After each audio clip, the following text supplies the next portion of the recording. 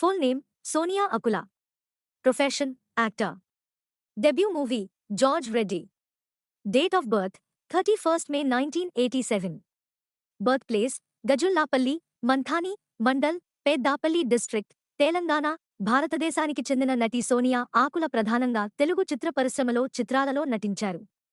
సోనియా ఆకుల తెలుగు భాషలో సినిమాల్లో కనిపించింది.